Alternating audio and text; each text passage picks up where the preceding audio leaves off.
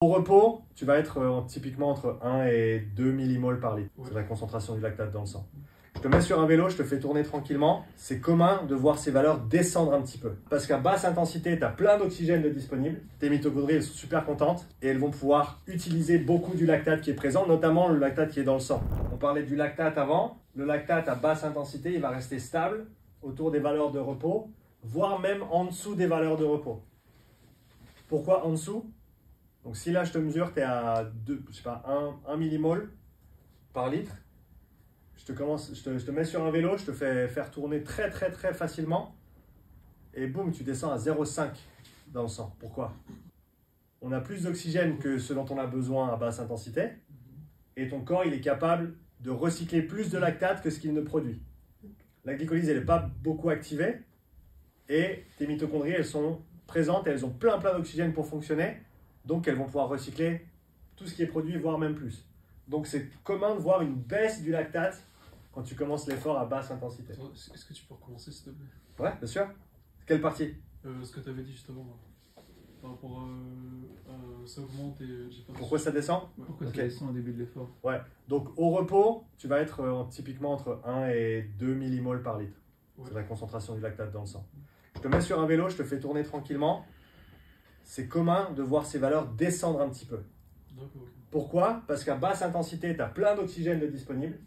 Tes mitochondries, elles sont super contentes et elles vont pouvoir utiliser beaucoup du lactate qui est présent, notamment le lactate qui est dans le sang. C'est un substrat énergétique pour la mitochondrie, le lactate.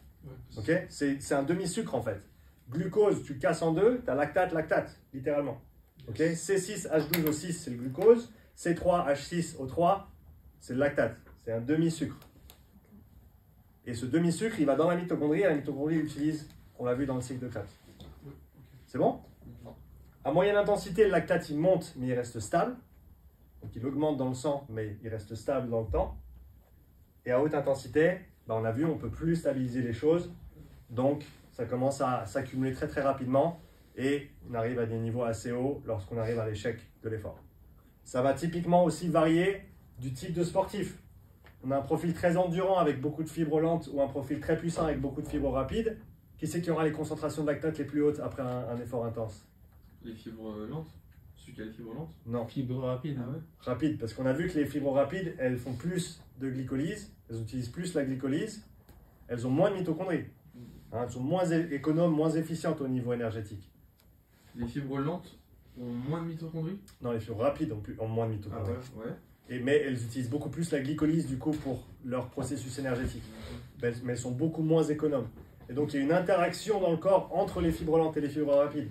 En gros, durant un effort soutenu, tes fibres lentes elles produisent beaucoup de lactate, tes fibres rapides elles produisent beaucoup de lactate, tes fibres lentes elles recyclent le lactate. Donc si tu as beaucoup de fibres rapides, très peu de fibres lentes, tu en produis beaucoup mais tu n'as pas vraiment les infrastructures pour les recycler. Si au contraire tu as beaucoup de fibres lentes et très peu de fibres rapides, tu ne vas déjà pas en produire beaucoup du lactate et en plus de ça, tu as plein de structures pour les recycler. Okay, ouais. Donc tu peux les voir comme ça, fibres rapides, producteur de lactate, fibres lentes, recycleur de lactate, schématiquement. C'est bon? Et ça, on peut le mesurer concrètement sur un effort ici, par exemple, donc basse intensité, c'était 10 minutes si je ne me trompe pas, moyenne intensité 10 minutes, retour 5 minutes à basse intensité, haute intensité pendant 5 minutes basse, 10 minutes haute, 10 minutes moyenne, 10 minutes basse. Et tu vois le lactate donc ici, alors qui a augmenté un petit peu, mais ça aurait pu descendre un petit peu aussi selon la personne. Là, on voit que ça augmente un petit peu plus, on passe de 1,3 à 4,6. Ça redescend après 5 minutes à basse intensité, forcément parce qu'on recycle plus que ce qu'on produit. Ça monte très drastiquement à haute intensité, parce qu'on a dépassé cet équilibre interne. Ça redescend un petit peu après 5 minutes de récup. Ça redescend encore plus après 10 minutes à moyenne intensité, parce qu'encore une fois, on est toujours dans cet équilibre interne. Et après, ça redescend à basse intensité.